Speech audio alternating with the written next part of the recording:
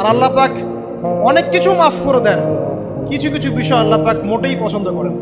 তার মধ্যে একটা হচ্ছে অহংকার, তার মধ্যে একটা হচ্ছে শিরক, তার মধ্যে একটা হচ্ছে অন্যের হক নষ্ট করা, তার মধ্যে একটা হচ্ছে আদম সন্তানকে হত্যা করা, তার মধ্যে একটা হচ্ছে বৃদ্ধ বয়সে ব্যভিচার করা, তার মধ্যে একটা হচ্ছে মুরতাদ হয়ে যাওয়া। ওই যে খ্রিস্টান হয়ে যাচ্ছেন না, খালি মরেন তারপর বুঝবেন, খালি মালাকুল মউত আসুক তারপর বুঝবেন। আল্লাহ রাব্বুল আলামিন বলছেন তার রাসূলের মাধ্যমে, কেউ যদি সাক্ষ্য দেয় আল্লাহ ছাড়া কোনো মাবুদ নাই, মুহাম্মদ সাল্লাল্লাহু আলাইহি ওয়াসাল্লাম শেষ নবী, ঈসা ইবনে মারইয়াম আল্লাহর প্রেরিত নবী, আল্লাহর পুত্র নন, জান্নাত সত্য এবং জাহান্নাম সত্য, এই পাঁচটা বিষয় যদি কেউ সাক্ষ্য দেয় ইনশাআল্লাহ সে জান্নাতে যাবে, তার আমল যেমনই হোক না।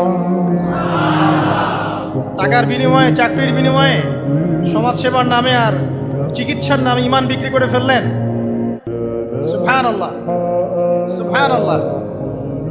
তোমাদের এই পৃথিবীতে বেঁচে থাকার চাইতে মাটির তলে চলে যাওয়া ভালো। আবর্জনার কোনো প্রয়োজন নাই আল্লাহর এই জমিনে।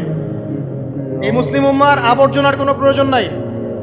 এই মুসলিম উম্মার ইমানদার সাহসী তরুণ প্রজন্মের দরকার। আল্লাহ পাক কবুল করুন, আমিন। আল্লাহ পাক বলেছেন, শোনেন, আল্লাহ পাক বলেছেন কিয়ামতের মাঠে আল্লাহ পাক বলবেন, নিজেই বলবেন যে আইনা মুতাহাবুনা লিজালালি, আমার ইজ্জতের জন্য যারা পরস্পরকে ভালোবাসতো এরা কোথায়? আল্লাহ পাক ঘোষণা করবেন কোথায় তারা, যারা আমার জন্য পরস্পরকে ভালোবাসতো।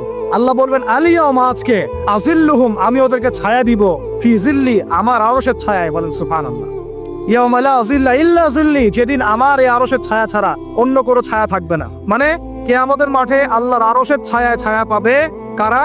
যারা পরস্পরকে আল্লাহর জন্য ভালোবাসতো। আলহামদুলিল্লাহ, এই যে আমরা এখানে আছি, আমরা কি একে অপরকে আল্লাহর জন্য ভালোবাসি না?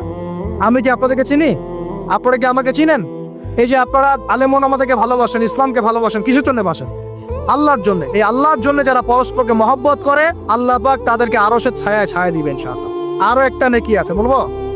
শোনেন, আরেকটা হাদিসে আসছে কিয়ামতের মাঠে স্পেশাল কিছু মিম্বর থাকবে। মিম্বর চিনেন? যেখানে দাঁড়া ইমাম সাহেব খুতবা দেয়, এরকম মিম্বর থাকবে। এই মিম্বর গুলো হবে নূরের মিম্বর। কিসের?